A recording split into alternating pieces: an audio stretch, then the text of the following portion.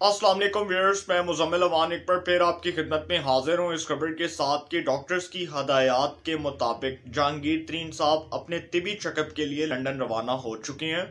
वो एक हफ्ते बाद पाकिस्तान आएंगे और जब उनका चेकअप मुकम्मल हो जाएगा, डॉक्टर्स ने उनको कहा कि जी एक हफ्ते के लिए वो लंदन में क़याम करें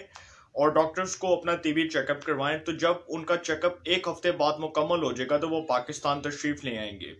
इसको दो सूरतों में जो है वो देखा जा रहा है। एक तो पहली बात ये की जा रही है सियासी हलकों में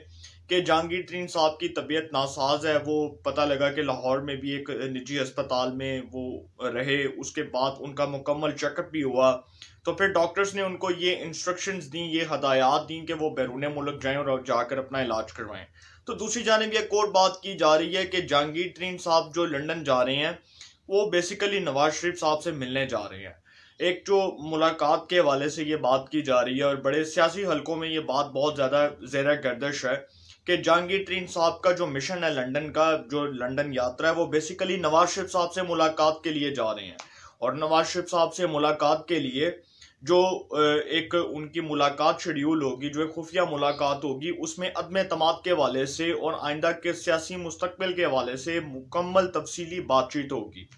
अब ये जो दो खबरें हैं, इसको दोनों को एक साथ जोड़ना बिल्कुल गलत होगा क्योंकि जहांगीर तरीन साहब अगर लंदन जा रहे हैं तो वो डेफिनेटली उनका कोई ना कोई ऐसा कोई प्लान होगा।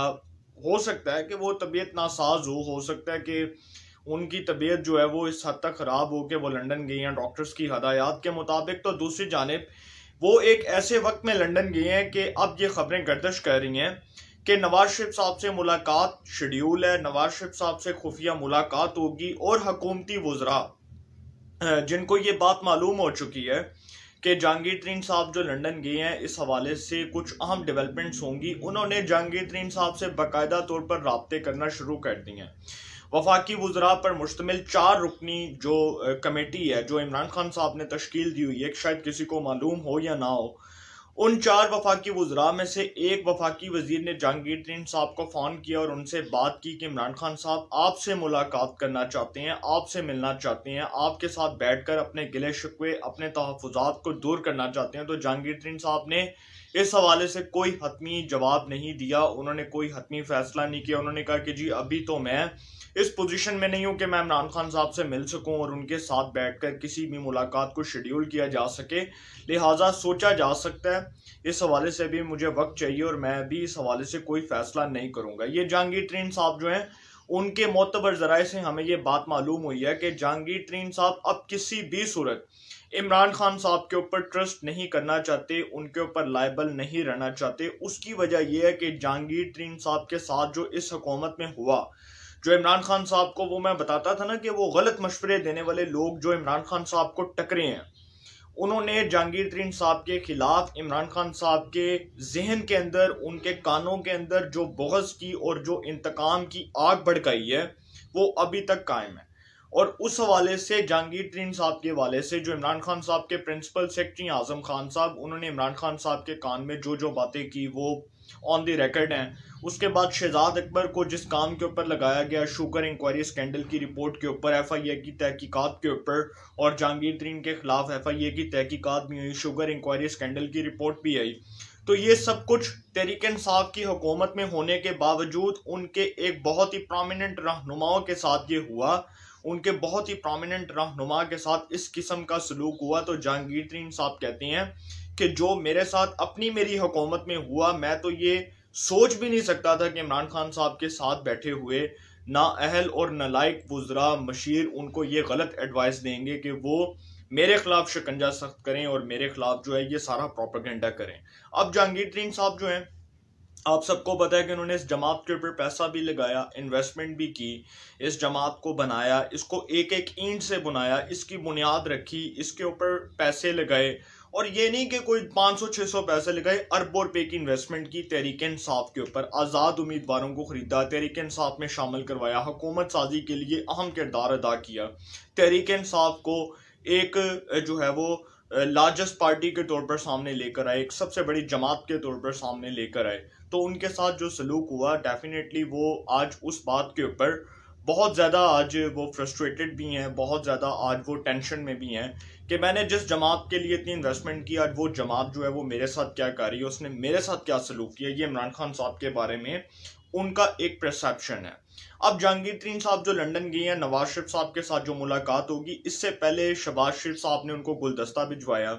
उसके बाद उनको जो है वो आसिफ अली जरदारी साहब ने भी गुलदस्ता भिजवाया, और जो साबिक वफाकी वजीर रेलवे हैं ख्वाजा साद रफीक साहब, उनकी साहिबजादी की शादी के मौका पर जब जहांगीर तरीन साहब से सवाल हुआ था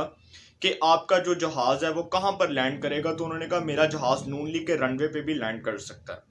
और उन्होंने ये भी बात की थी कि नून लीग के साथ दोस्ती बहुत पुरानी है। अब वो लंदन गए हैं, लंदन जाकर वो नवाज शरीफ साहब से मुलाकात करेंगे, ये हो नहीं सकता कि वो ना करें, क्योंकि ये तो बात अब ऑन द रिकॉर्ड है कि वो नवाज शरीफ साहब से जाकर मिलेंगे, उनसे जाकर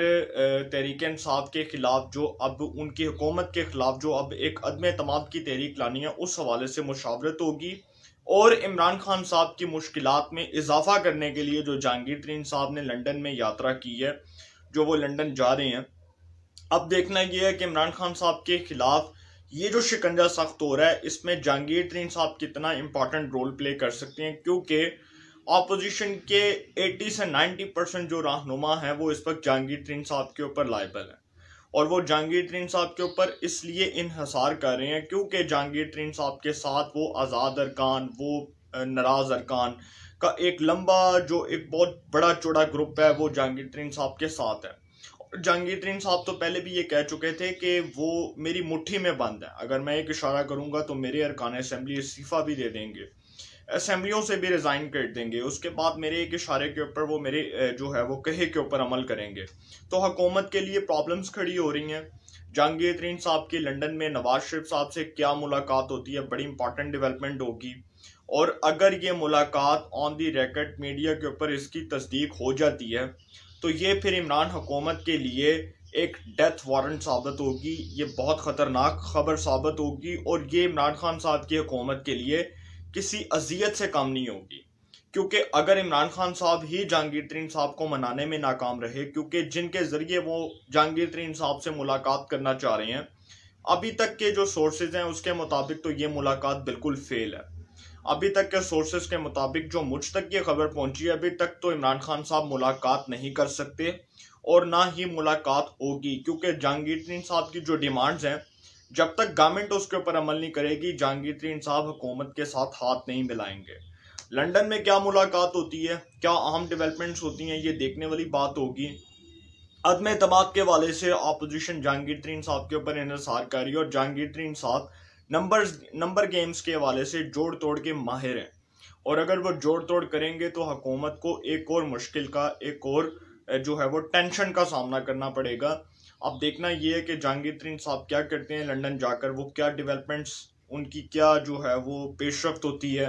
वो किस हद तक जो है वो कौन से फैसले करती हैं, ये तो आने वाला वक्त बताएगा। इंशाल्लाह इस हवाले से जो भी अपडेट्स होंगी आपको इन्फॉर्मेशन मिलेगी। इंशाल्लाह फिर मुलाकात होगी। अपना बहुत ख्याल रखिएगा। अल्लाह ताला आप सबको खुश रखे। मुल्क पाकिस्तान पे अपना खास करम।